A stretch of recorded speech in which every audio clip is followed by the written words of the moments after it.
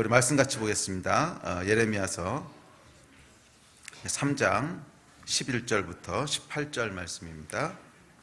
예레미야서 3장 11절부터 18절 말씀. 우리 한 목소리로 같이 11절부터 18절 읽겠습니다. 시작. 여호와께서 내게 이르시되 배역한 이스라엘은 반역한 유다보다 자신이 더 의로움이 나타났나니 너는 가서 북을 향하여 이 말을 선포하여 이르라. 여호와께서 이르시되 배역한 이스라엘아 돌아오라. 나의 노한 얼굴을 너희에게로 향하지 아니하리라. 나는 긍휼이 있는 자라 노를 한없이 품지 아니하느니라. 여호와의 말씀이니라. 너는 오직 내 죄를 자복하라. 이는 내 하나님 여호와를 배반하고 내 길로 달려 이방인들에게로 나아가 모든 푸른 나무 아래로 가서 내 목소리를 듣지 아니하였음이라. 여호와의 말씀이니라. 여호와의 말씀이니라. 배역한 자식들아 돌아오라. 나는 너희 남편임이라. 내가 너희를 성읍에서 하나와 족속 중에서 둘을 택하여 너희를 시온으로 데려오겠고 내가 또 내 마음에 합한 목자들을 너희에게 주리니 그들이 지식과 명철로 너희를 양육하리라. 여호와의 말씀이니라. 너희가 이 땅에서 번성하여 많아질 때에는 사람들이 여호와의 언약궤를 다시는 말하지 아니할 것이요 생각하지 아니할 것이요 기억하지 아니할 것이요 찾지 아니할 것이요 다시는 만들지 아니할 것이며 그때 예루살렘이 그들에게 여호와의 보좌라 일컬음이 되며 모든 백성이 그리로 모이리니 곧 여호와의 이름으로 말미암아 예루살렘에 모이고 다시는 그들의 악한 마음에 완악한 대로 그들이 행하지 아니할 것이며 그때 유다 족속이 이스라엘 족속과 동행하여 북에서부터 나와서 내가 너희 조상들에게 기업으로 준 땅에 그들이 함께 이르리라. 아멘. 네, 오늘은 예레미야서 3장 6절부터 6장 30절까지의 그 예레미야의 두 번째 예언이 등장하는데 그 두 번째 예언의 첫 번째 파트를 살펴보려고 합니다.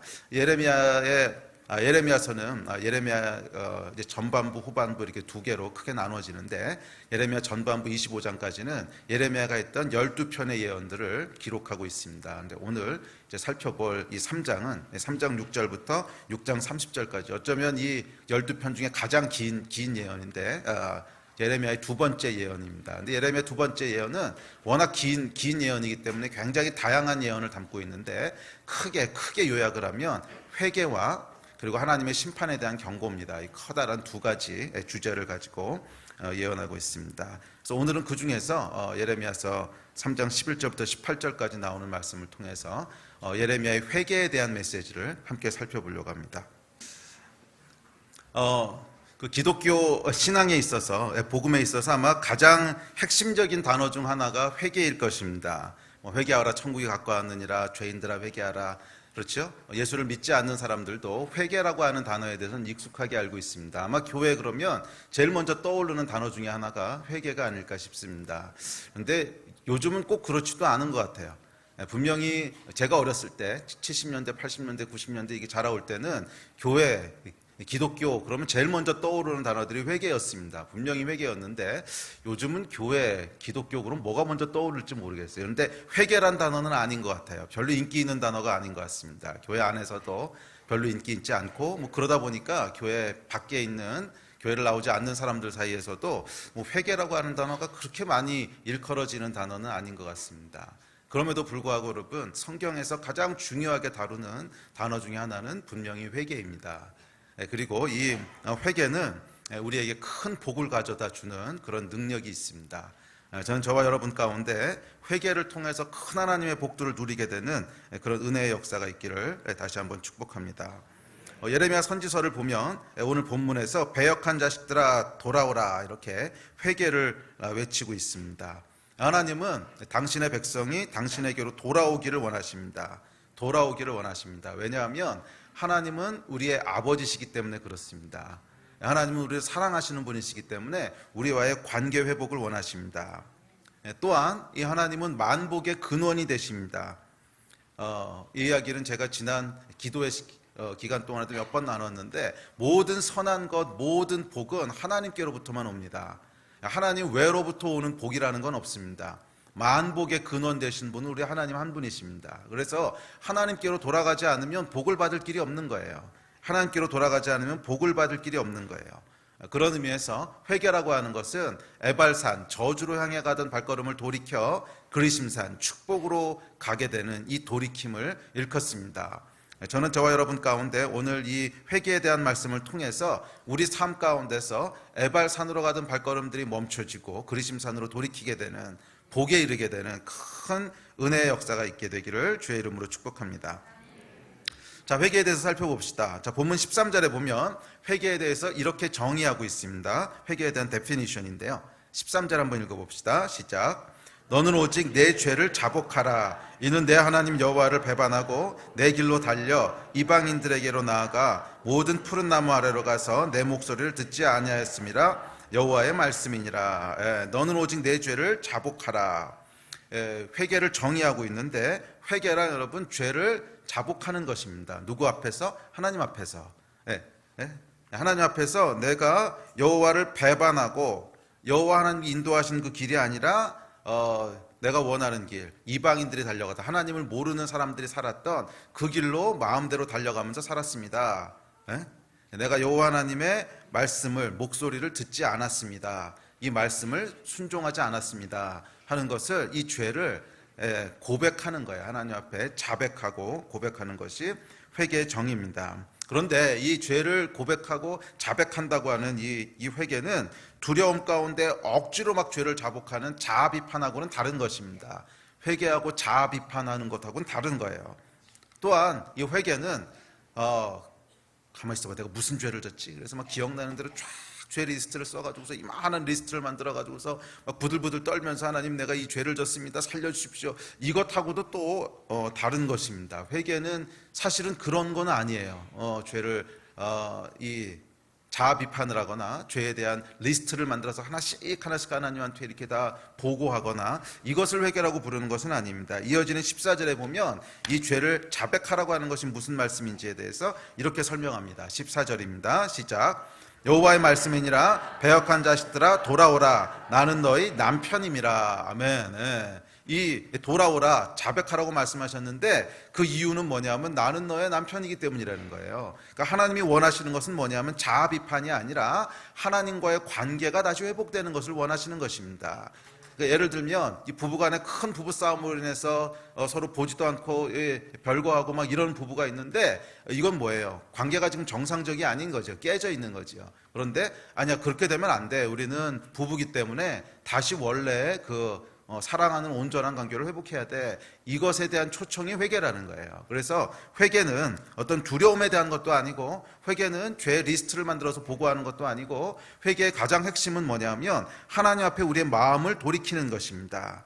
집 나갔던 자식이 부모님을 향해서 그 마음을 돌이키듯이, 깨어졌던 부부가 서로를 향해서 그 마음을 다시 돌이키듯이 하나님의 백성이 하나님께로 마음을 다시 돌이키는 것을 회개라고 부릅니다. 하나님이 원하셨던 것은 이 백성들, 하나님의 백성들과의 관계가 다시 회복되는 것입니다. 죄로 인해서 하나님과 서먹서먹해진 관계, 나아가 하나님과 원수되었던 그 관계를 하나님은 다시 회복하기 원하십니다. 이 관계의 회복이 회개의 본질입니다. 이 죄는 여러분 아주 고약한 속성이 있는데, 그것은 관계를 깨지게 하는 거예요. 모든 죄는 관계 사이에 장벽을 만듭니다. 모든 죄는 관계를 깨지게 만들어요. 관계를 서먹서먹하게 만들고 관계 사이에 장벽을 만들어요. 처음에 인간이 지었던 죄는 아담과 하와가 따먹었던 선악과입니다. 하나님의 말씀을 어긴 거죠. 그런데 이 첫 번째 죄를 짓고 나서 바로 일어난 일이 여러분 뭔지 기억하시죠? 아담과 하와가 하나님의 낯을 피하여 숨은 거예요. 그 전까지는 하나님의 얼굴을 보는데 아무런 문제가 없었습니다. 하나님과 아무런 거리낌 없는 친밀한 관계를 누리고 있었는데, 죄가 들어오고 나니까 가장 먼저 일어난 것이 하나님의 얼굴을 보기가 두려워진 거예요. 하나님과의 관계에 금이 가기 시작하고 하나님과의 관계가 깨지기 시작했습니다. 죄는 여러분 사람들 사이의 관계에도 장벽을 만듭니다.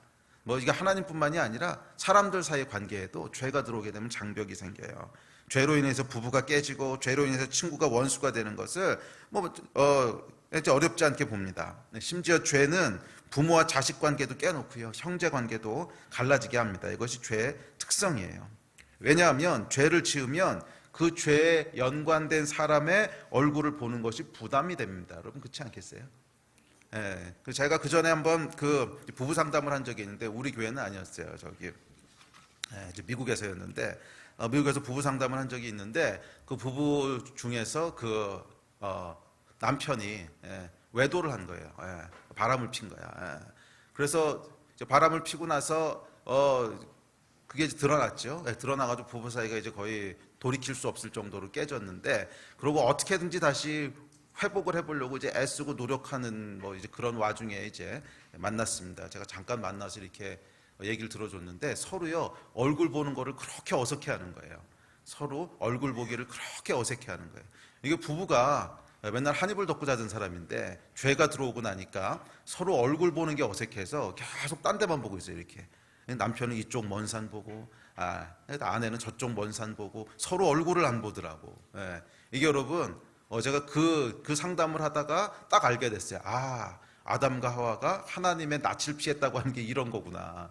이렇게 눈 마주치기가 너무 거북한 거예요. 왜? 죄가 있으니까. 눈 마주치기가 거북하니까 서로 이렇게 딴 데만 보고 있는 거야. 이게 여러분 죄의 속성입니다. 죄가 들어오면 사람들 사이에서도 죄가 들어오면 관계가 깨져요. 관계가 갈라져요. 왜냐하면 그 얼굴을 보기가 부담됩니다. 죄책감도 있고 두려움도 있고 정죄감도 있고 뭐 이런 거죠. 또 불안함도 있고, 이 죄 때문에 우리 미래는 어떻게 되는 건가, 뭐 이런 불안함, 잘못한 거에 대한 미안함, 죄책감, 내가 죽일 놈이지 막 이런 거. 또 어떨 때는 억울한 감정도 있어. 뭐 억울함 막 이런 온갖 부정적인 감정들이 올라오면서 서로를 보기가 어려워져요. 보기 어렵다고 하는 것은 당연히 대화하기는 그것보다 더 어렵다는 거죠. 얼굴 보기도 힘든데 대화하기는 더 어려워지고 관계가 결국 깨지게 됩니다. 그래서 죄는 이런 죄책감, 두려움, 뭐 정죄감, 불안함 이런 것들로 인해서 우리로 피하고 싶게 만들고 숨고 싶게 만듭니다. 이게 여러분 죄와 사랑의 대비되는 면이에요. 사랑은 깨어졌던 관계도 다시 하나가 되게 만들고, 죄는 원래 하나였던 관계도 갈라지게 만듭니다. 그런데 이 모든 관계 중에서도 죄로 인해서 가장 심하게 파괴되고 멀어지는 것은 하나님과의 관계입니다. 왜냐하면 이 하나님은 죄와는 함께 하실 수 없는 절대 거룩하신 분이시기 때문에 그렇습니다. 이 하나님께서 공의를 선포하십니다. 로마서에 보면 이렇게 얘기하고 있는데요. 자, 시작. 죄의 삭은 사망이요. 공의를 선포하셨어요. 하나님께서는 죄하고는 절대 함께 할 수 없다고 공의를 선포하시고, 또 태초부터 창조 때부터 있었던 이런 이 하나님 나라의 룰이에요. 죄의 삭은 사망이라는 거야. 그러니까 여러분 이 공의로 인해서 죄가 인간의 삶에 들어오기 시작하면 인간은 하나님의 얼굴을 볼 수가 없습니다. 얼마나 부담스럽겠어요, 여러분. 사람 사이에서도 배우자에 대해서 잘못을 하고 나면 그 배우자 얼굴 보기가 힘들어가지고 이렇게 돌리고 딴 데 보고 있고 이렇게 되는데, 이 배우자는 사실 하나님도 아니고 이 배우자도 사실 엄밀하게 얘기하면 이렇게 털어보면 먼지 나오거든. 뭐 이제 외도를 한 게 물론 절대적인 죄지만 하여간 그 전에 보면 뭐 여기도 털어보면 뭔가 하여간 바가지를 긁었든지 하여간 편하지 못하게 했든지 하여간 뭔가 있잖아. 뭔가 사이가 나빠졌으니까 그런 일이 벌어진 거 아니에요. 그러니까 그럼에도 불구하고 죄가 들어오면 이렇게 얼굴 보기가 힘들어지는데, 하나님은 여러분 아무리 털어도 먼지가 안 나오는 분이세요. 아무리 털어도 먼지가 안 나오시고 절대 선이시고 절대 빛이시고 절대 거룩하신 분이세요. 그런데 그런 관계에 죄가 들어왔다고 생각해 보십시오. 이것을 아마 바라보는 것은 거의 불가능합니다. 하나님을 바라보는 것은 우리 안에 있는 양심과 죄책감과 정죄감과 뭐 이런 것들이 도저히 그것을 허락하지 않는다는 거예요. 그래서 죄가 들어오게 되면 가장 심각하게 타격을 받는 것은 하나님과의 관계입니다. 죄가 들어왔는데도 여러분이 이 하나님과의 관계에 있어서 아무런 변화를 못 느낀다면 굉장히 중증병을 앓고 계신 겁니다. 그것을 성경이 뭐라고 얘기하냐면 죄가 하도 많이 들어와서 양심의 화인을 맞았다 그래요. 양심의 화인을 맞았다. 그러니까 화인 맞았다고 하는 게 왜 옛날에 종은 여기다가 불도장으로 종 그래서 이렇게 찍어놓죠. 이게 화인이거든. 양심에 뜨거운 걸로 이렇게 확 지져놔가지고서 아무런 감각이 없어졌다는 거예요. 이거는 죄가 아주 중증인 거고, 중증이 아닌 사람은요, 죄가 들어오면 하나님과의 관계가 거북해지게 돼 있습니다. 예배를 드려도 왠지 막 예배 드리는 것도 찝찝하고, 가려고 해도 발걸음도 잘 안 떨어지고, 말씀을 펼쳐서 읽으려고 해도 마음이 무겁고, 이 하나님과의 관계에 이제 문제가 생기는 거죠. 죄에는 여러분 두 가지 저주가 있는데, 첫째는 하나님께서 선포하신 공의입니다. 죄의 삭은 사망이요. 죄에는 반드시 사망이라는 대가를 치러야 되는 저주가 있고, 둘째는 비록 그 대가를 치르지 않는다고 할지라도, 대가가 없다고 할지라도 죄책감과 두려움과 정죄감으로 인해서 관계가 깨어지게 되는 저주가 있습니다. 이 두 가지 종류의 저주가 있어요. 죄는 죄는 사망이라고 하는 대가를 치러야 되는 저주가 있고, 이 대가와는 별개로 대가를 설령 안 치른다고 할지라도 그 안에 뭐가 있는 거예요? 죄책감, 정죄감, 불안함, 두려움, 그것 때문에 관계가 깨지게 되는 두 가지 저주가 있습니다. 그리고 이 저주 속으로 예수 그리스도께서 찾아오신 거예요. 이 저주 속에 있는 인간들에게 예수께서 찾아오십니다. 그리고 십자가에서 대신 죽으심으로 죄 삭은 사망이라고 하는 죄의 대가를, 그 저주를 대신 치러주십니다. 이것이 우리가 믿고 있는 복음이고 우리가 알고 있는 구원입니다. 그래서 십자가 사건을 통해서 죄의 대가를 치러주심으로 이제는 누구든지 대가를 치르지 않고 하나님께로 나아올 수 있는 길을 열어놓으셨어요. 이게 예수 그리스도의 십자가 사건입니다. 자, 그렇다면 이 십자가 사건은 누구를 위해서 대신 죽어주신 것일까요? 1번 예수 믿고 구원받을 사람들을 위해서, 2번 모든 인류를 위해서. 1번, 2번 중에 어떤 거라고 믿으세요? 이거 제가 그 전에 십자가 설명할 때 성경 구절 찾아서 다 보여드렸는데 모든 인류의 죄를 위해서 돌아가신 거예요. 모든 인류의 죄를 위해서.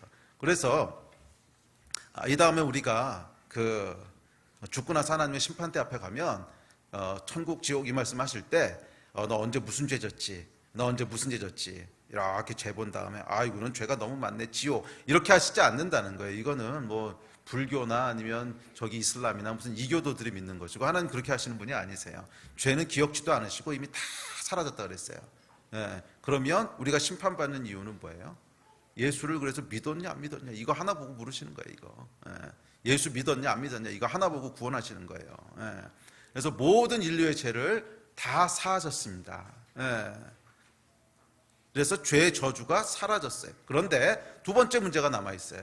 두 번째 저주가 있다 그래요. 두 번째 저주는 뭐라 그랬죠? 관계가 깨어지는 저주예요.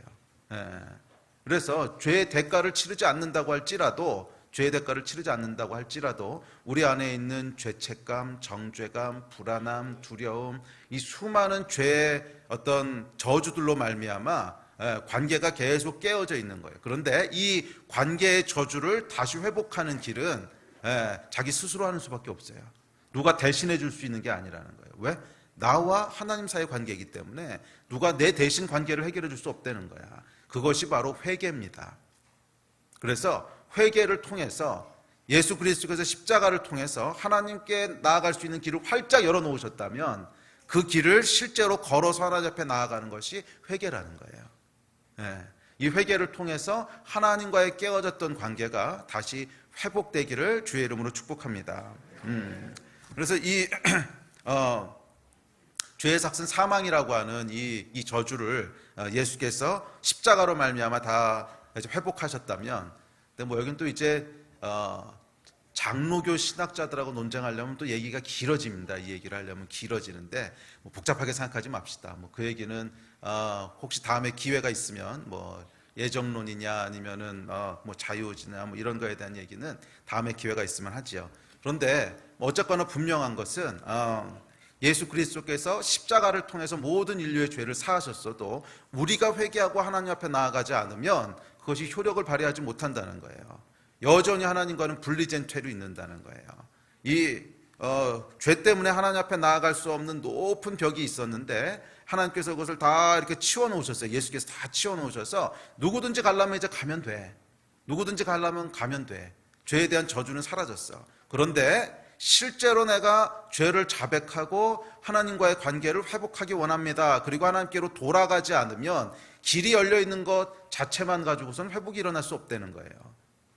아시겠어요? 예.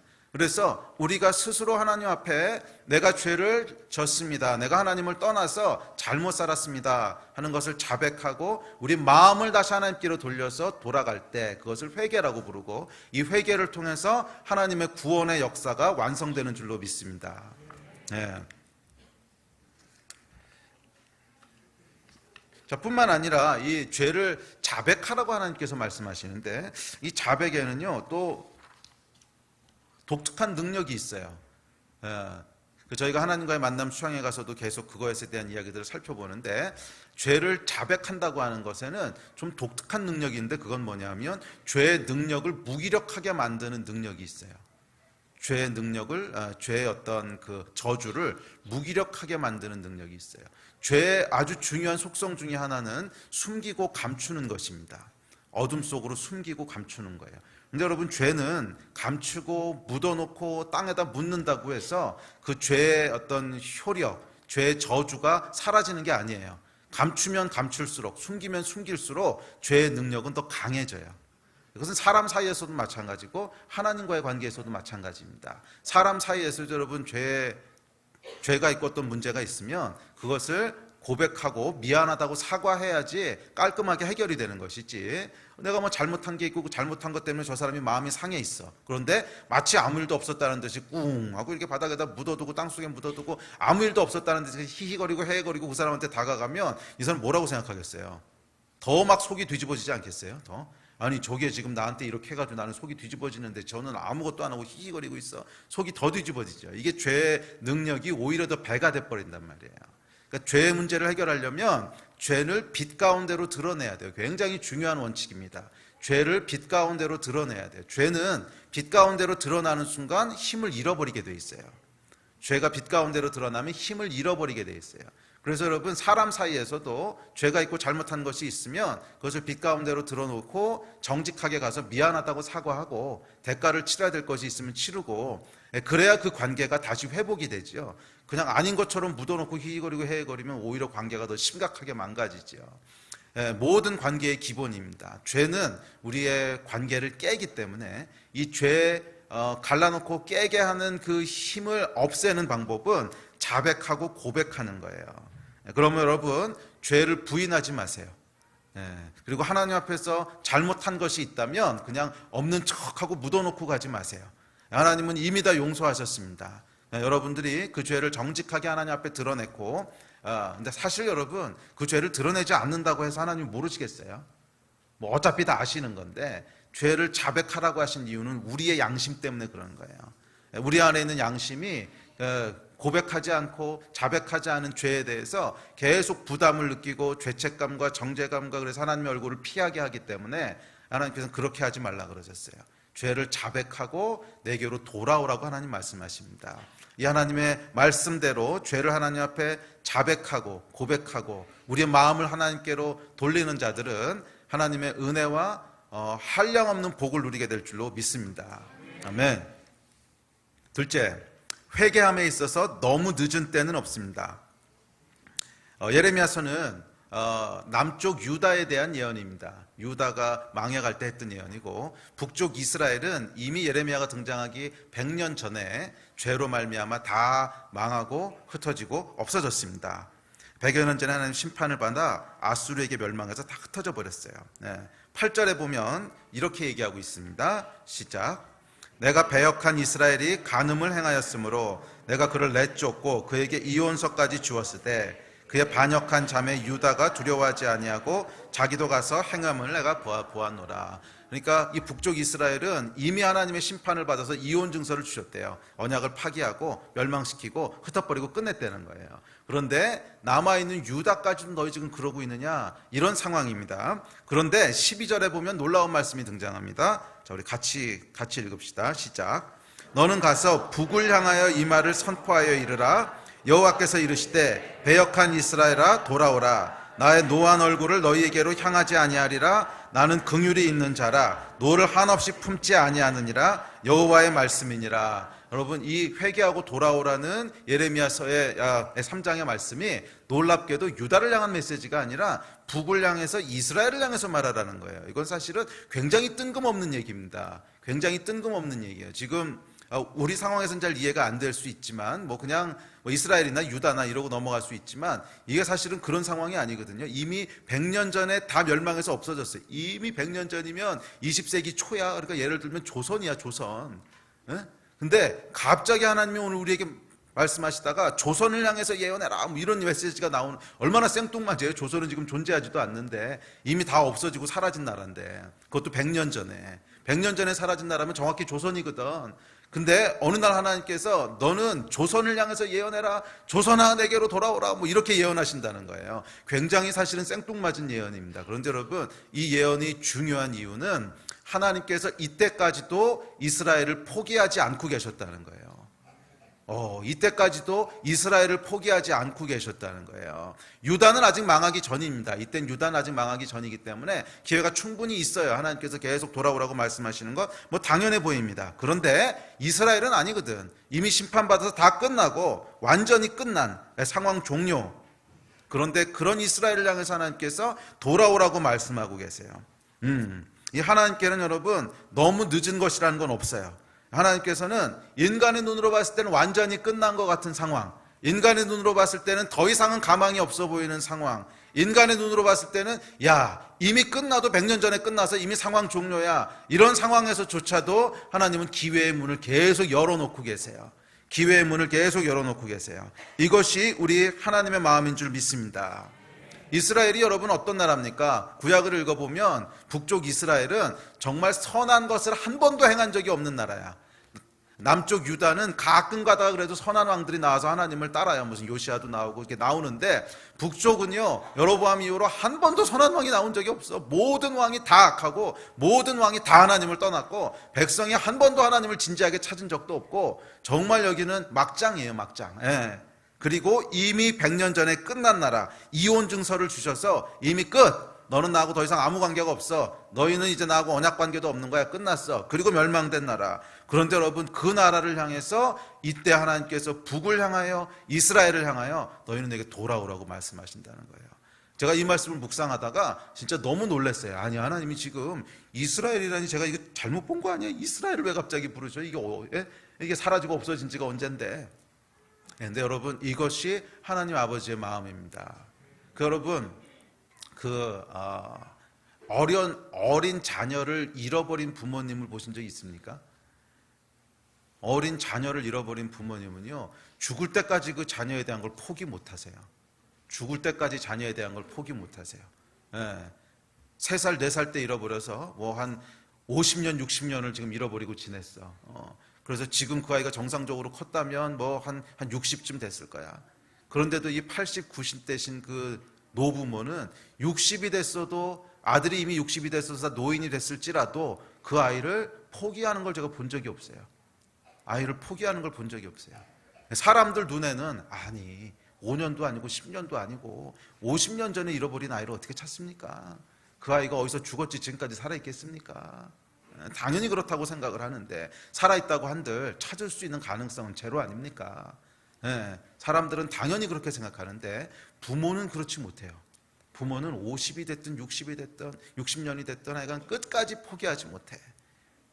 왜 하나님께서 여러분 이스라엘을 포기하지 못하십니까? 자녀니까. 자녀를 포기할 수 있는 부모는 없어요. 아무리 자녀가 개판을 치고 온갖 말썽을 다 부리고 이래도, 그리고 집 나가도 부모는요 끝까지 숨을 거둘 때까지 자녀를 포기하지 못해요. 이것이 여러분 우리 하나님 아버지의 마음입니다. 그래서 여러분 회개에는 조건이 없어요. 회개에는 너무 늦은 때라고 하는 것도 없어요. 사람 눈으로 보기에는 이미 완전히 끝났고 더 이상 가능성도 없고 절망이고 아무런 소망도 안 보이는 그런 상황이라 할지라도 회개에는 여전히 기회가 열려 있어요. 여전히 기회가 열려 있어요. 그것이 우리 하나님 아버지의 마음인 줄 믿습니다. 혹시 여러분의 상황이 돌이키기엔 너무 늦은 것처럼 보인다면 아니요, 그렇지 않습니다. 이미 여러분의 상황이 너무 많이 진행돼서 이건 돌이킬 수 없을 거야. 아니요, 그렇지 않습니다. 하나님 안에는 너무 늦었다는 건 없어요. 네, 언제든지 하나님은 기회의 문을 열어놓고 계시고 이미 100년 전에 끝나서 흩어져 버린 이스라엘을 향해서도 여전히 하나님은 나에게로 돌아오라고 말씀하고 계시고, 돌아오라는 말씀이 여러분 무슨 말씀이에요? 우리 그 다음에 살펴보겠지만 너의 그 처한 상황을 내가 해결하겠다는 하나님의 의지예요. 하나님께로 회개하고 돌아갔을 때 우리 삶 가운데 하나님의 놀라운 은혜의 능력의 역사가 펼쳐질 줄로 믿습니다. 자, 셋째, 그래서 이 회개에는 여러분 능력이 있는데 어떤 능력이 있냐면 회복해야 하는 능력이 있습니다. 14절 말씀 보겠습니다. 시작.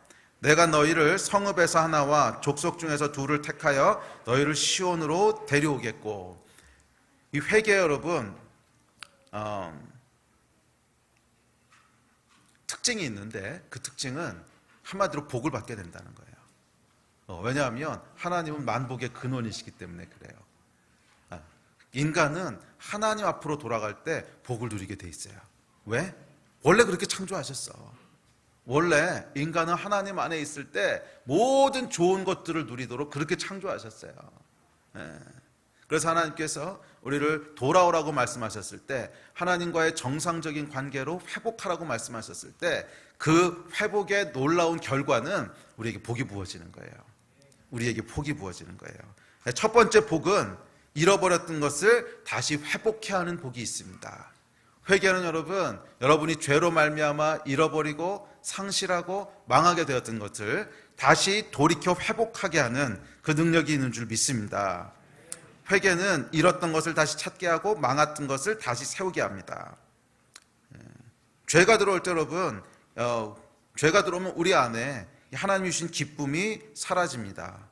기쁨을 잃어버리죠. 또 죄가 들어올 때 이 하나님이 주시는 평강이 사라집니다. 죄가 들어올 때 삶의 질서들이 깨지고, 죄가 들어올 때 관계도 깨지고, 죄가 들어올 때 가정이 깨지기도 하고, 죄가 들어올 때 소망이 사라지기도 합니다. 죄는 여러분 삶의 축복들을 뺏어갑니다. 왜? 만복의 근원은 하나님이시니까. 죄는 하나님과 우리를 갈라놓음으로 말미암아 우리에게서부터 복을 잃어버리게 합니다. 그런데 회개는 이 잃어버렸던 복을 다시 되찾아 줍니다.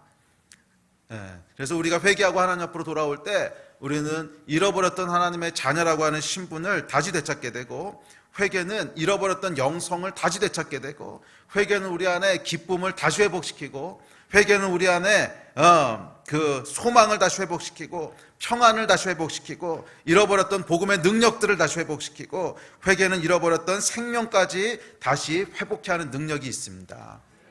그럼 여러분, 회개를 머뭇거리지 마세요. 회개하기를 머뭇거리지 마세요. 회개 안에 하나님께서 복을 준비하고 계십니다. 우리가 죄로 말미암아 잃어버리고 상실했던 것들을 다 되찾게 하실 거예요. 다 되찾게 하실 거예요. 이것이 하나님이 약속하신 축복입니다. 혹시 여러분의 삶 가운데 죄로 말미암아 잃어버리고 상실했던 것들이 있다면 오늘 마음을 돌이켜 다시 하나님께로 돌이키십시오. 잃어버렸던 것들을 하나님께서 회복시키실 거예요. 아멘.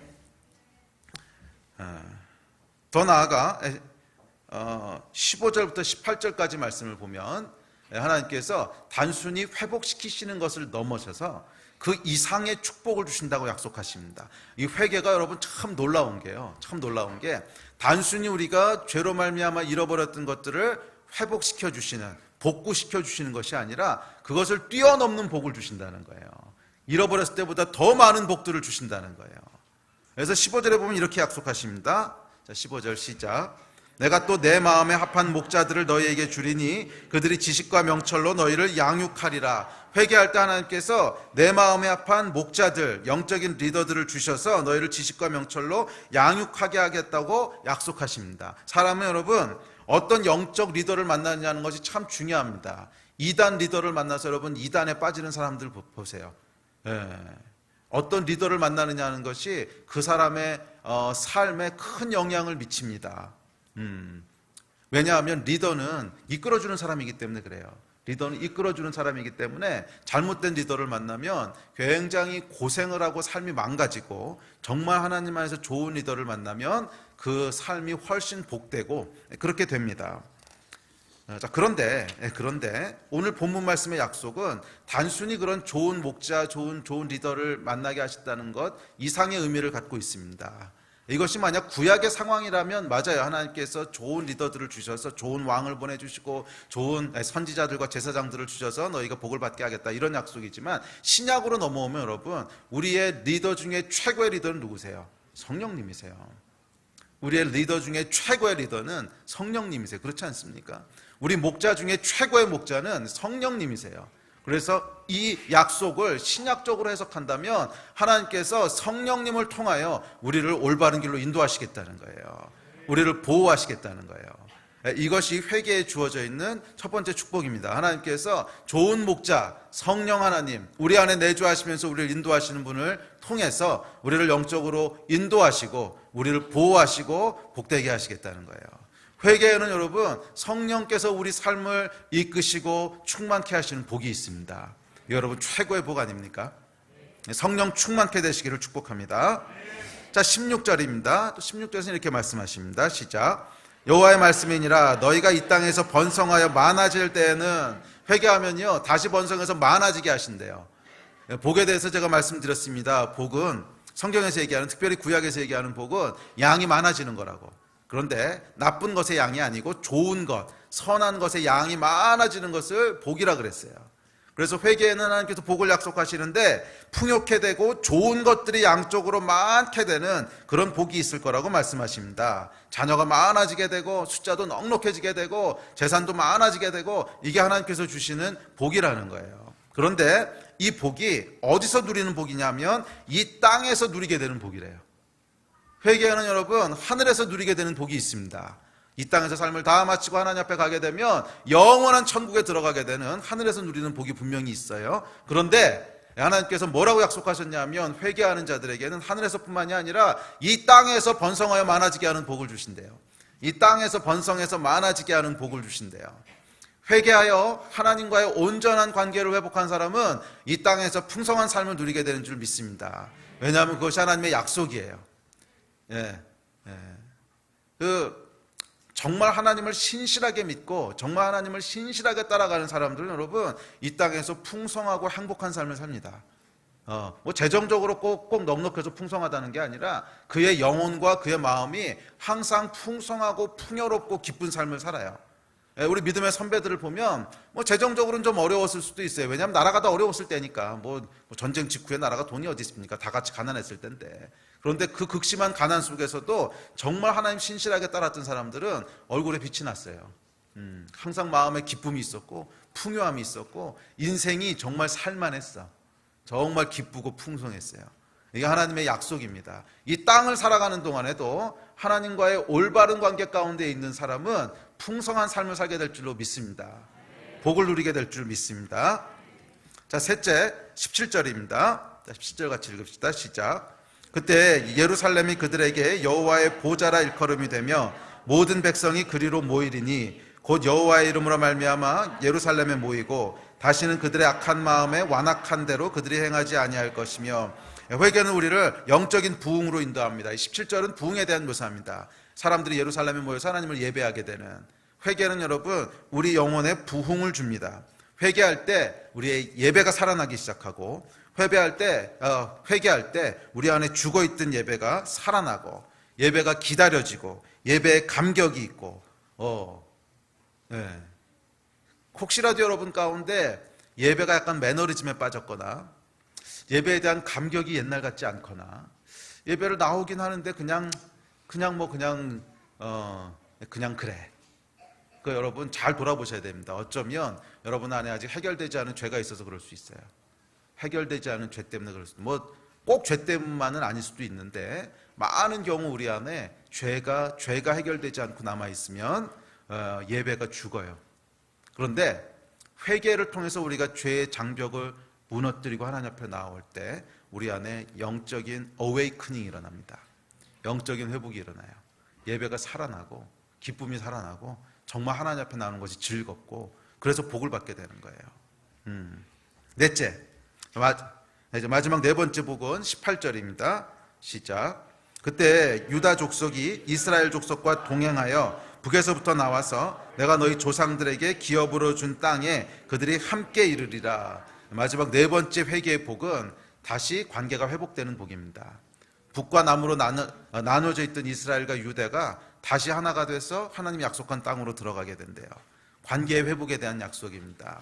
회개는 여러분 깨어졌던 관계들을 다시 회복해야 합니다. 이게 어떻게 연결되는지 전 잘 모르겠는데 분명히 연관이 있어요. 그게 뭐냐면 하나님과의 관계와 사람과의 관계 사이에는 분명히 어떤 연관성이 있어요. 분명히 어떤 연관성이 있어요. 그 이야기는 뭐냐면 하나님과의 관계가 온전히 회복된 사람은 사람과의 관계에 있어서도 좋은 관계들로 회복이 돼요. 그런데 하나님과의 관계에 뭔가 막혀있고 해결이 안 돼 있으면 꼭 사람하고 관계에서도 문제가 생겨요. 이게 어떻게 연결되는지 모르겠는데 임상적으로 보면 그래요. 임상적으로 보면 목회하면서 임상적으로 보면 분명히 그래요. 내가 하나님과 누리고 있는 관계와 내가 사람과 누리고 있는 관계 사이에 굉장히 중요한 연관성들이 있어요.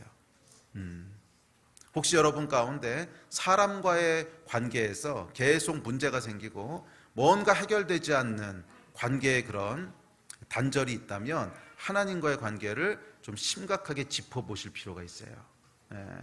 그리고 하나님과의 관계에서 먼저 회복이 일어날 때, 하나님과의 관계에서 회개를 통하여 먼저 회복이 일어날 때 많은 경우 우리 삶에 있던 사람 사이의 문제들도요 함께 해결이 됩니다. 왜냐하면 회개 가운데 하나님이 약속하신 축복이기 때문에 그래요. 회개를 통해서 회개할 때 우리 안에 깨어졌던 이스라엘과 유다 그것이 다시 하나가 되듯이 우리 안에 깨어지고 갈라졌던 수많은 관계 가운데 하나님께서 회복해 하는 축복을 주시겠다고 약속하셨어요. 그래서 사실은 부부 상담을 하는 중요한 원칙이 있습니다. 그것은 저도 지키는 원칙이고 저희 교회 리더들도 함께 알고 있는 원칙인데 부부 사이에 어떤 문제가 있으면요 1차적으로 두 사람 사이를 회복시키는 게 아니에요. 1차적으로 하나님 앞에서 각자 자기 문제를 돌아보게 합니다. 저 사람이 나한테 어떻게 잘못했고 이런 얘기 하지 말고 일단 내가 하나님 앞에서 무슨 문제가 있는지를 돌아보게 해요. 내가 무슨 죄가 있는지, 내가 하나님 앞에서 무슨 죄가 있고 내가 저 사람한테 잘못한 게 뭔지 이거를 각자 돌아보게 해요. 그래서 여기서 정확한 돌파가 일어나면 두 사람 사이의 문제는 아주 쉽게 해결이 됩니다. 그런데 여기서 해결이 안 되면 계속 똑같은 얘기가 되돌아요. 계속 똑같은 얘기가 맴돌고 해결이 안 돼요. 하나님과의 관계와 사람 사이의 관계는 깊은 연관성이 있습니다. 그러면 여러분 혹시 가정에서 또는 부부 사이에 아니면 어떤 다른 사람들과의 사이에 관계의 어려움과 문제를 겪고 계신 분이 있다면 하나님의 이 약속을 신뢰하시기 바랍니다. 이 약속을 신뢰하세요. 하나님과의 관계에서 회개를 통하여 회복이 일어날 때 사람 사이에 다시 회복해 하시는 복이 있을 줄로 믿습니다. 마지막 16절 말씀 봅시다. 우리 예배팀 앞으로 나오시겠어요? 16절에서 이렇게 얘기합니다. 시작. 여호와의 말씀이니라 너희가 이 땅에서 번성하여 많아질 때에는 사람들이 여호와의 언약궤를 다시는 말하지 아니할 것이요 생각하지 아니할 것이요 기억하지 아니할 것이요 찾지 아니할 것이요 다시는 만들지 아니할 것이며. 사실은 굉장히 충격적인 얘기인데 회개한다는데 왜 갑자기 언약궤를 치우시겠다 그럴까? 여러분 이 말씀 좀 이상하지 않으세요? 이게 회개에 대한 약속을 쭉쭉 하시는데 갑자기 무슨 언약궤가 죄의 핵심도 아니고 원수도 아니고 나쁜 것도 아닌데 왜 갑자기 언약궤를 치워버리시겠다고 하시나? 이 말씀은 다음 주에 하겠습니다. 이건 풀려면 그렇게 짧게 풀 수 있는 말씀이 아닌데 굉장히 중요한 말씀이에요. 굉장히 중요한 말씀인데 왜 하나님께서 언약궤를 치워버리시겠다고 하셨는지 여기에 대한 이야기는 이제 다음 주에 이어갈 텐데 하나는 분명합니다. 이 말씀 속에 큰 의미는 뭐냐 하면 하나님께서 회개하고 돌아올 때 과거는 묻어버리시고 새로운 것들을 시작하시겠다는 약속이에요. 과거는 묻어버리시고 새로운 것들을 시작하시겠다고 하는 약속이에요. 우리는 삶을 살다 보면 묻어버리고 싶은 일들이 있습니다. 여러분 있지 않으세요?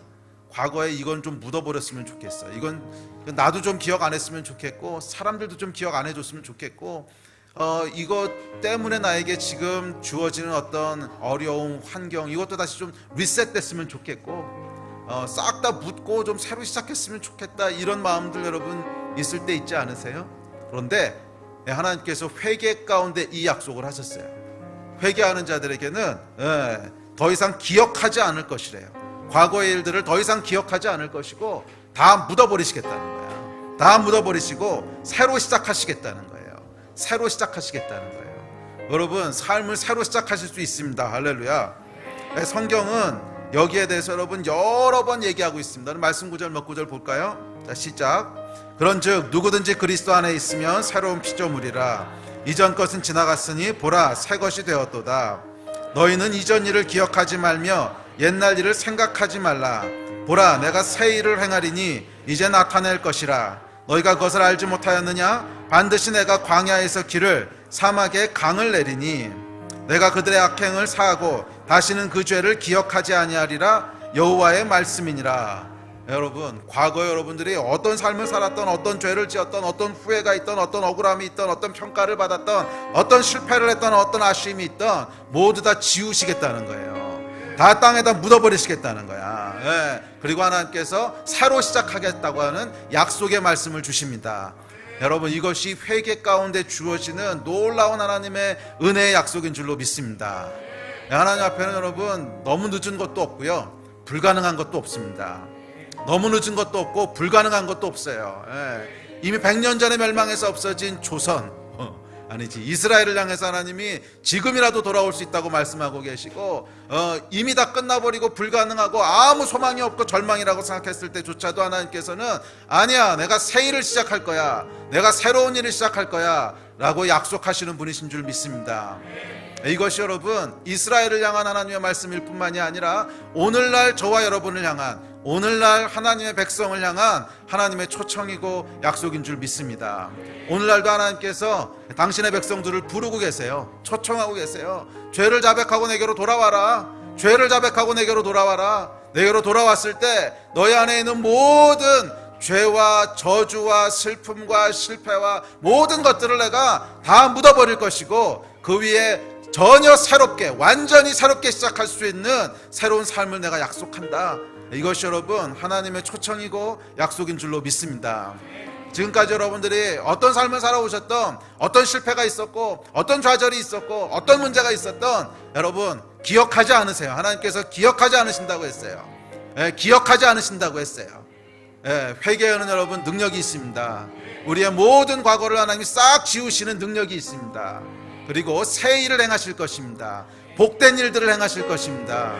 만복의 근원 되신 하나님께로 돌아갔을 때 여러분의 삶 가운데 복된 일들이 새롭게 시작되는 이 은혜가 부어질 줄 믿습니다. 아멘, 아멘. 우리 같이 일어나서 기도합시다.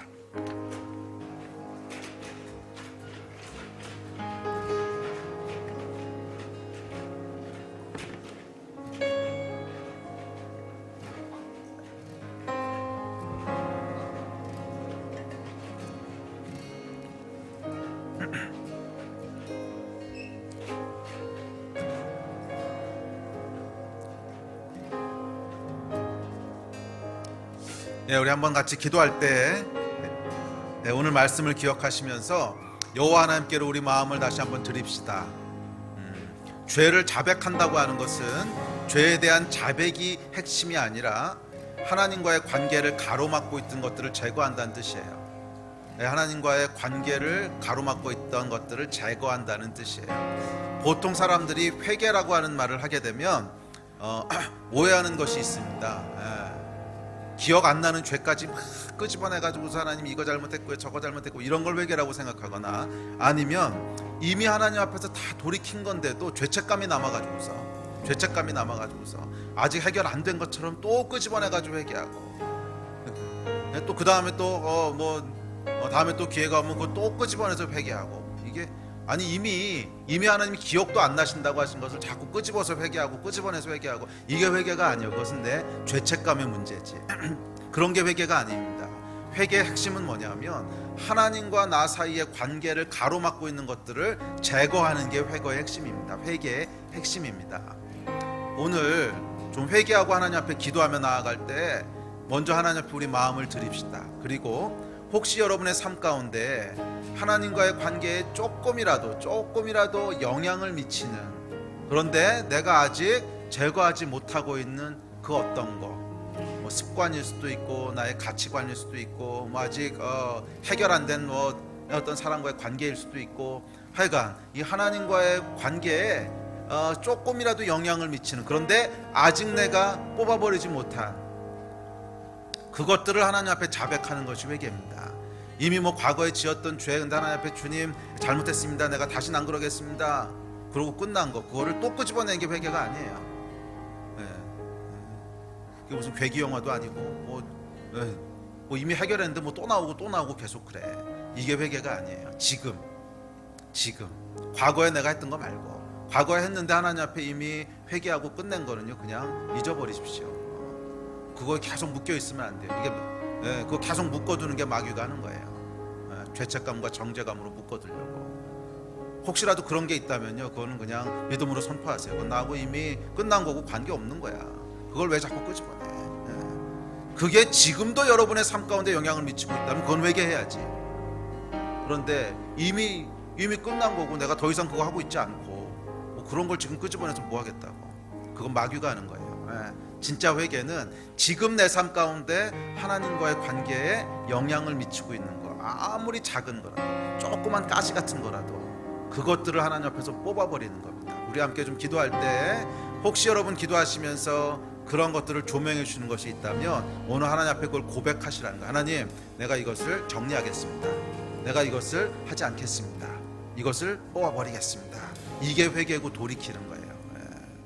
혹시 이 가운데 아직 예수 그리스도를 잘 모르시는 분이 있다면 인생에 있어 가장 중요한 회개가 있습니다. 그것은 내가 평생 하나님을 떠나 살았다고 하는 것에 대한 회개입니다.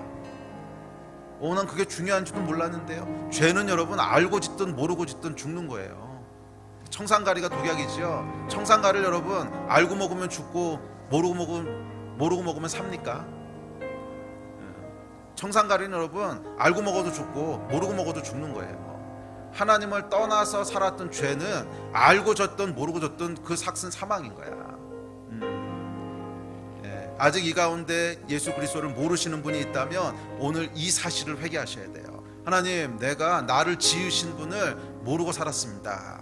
그것이 가장 큰 장벽이었습니다. 오늘 회개하고 하나님 앞으로 돌아갑니다. 내가 다시 하나님의 자녀로 온전한 관계를 회복하기 원합니다. 함께 기도하십시오. 큰 변화가 일어날 줄 믿습니다. 우리 함께 좀 기도하실 때 주여 한 번 같이 크게 외치시고 함께 합심해서 기도하겠습니다. 주여!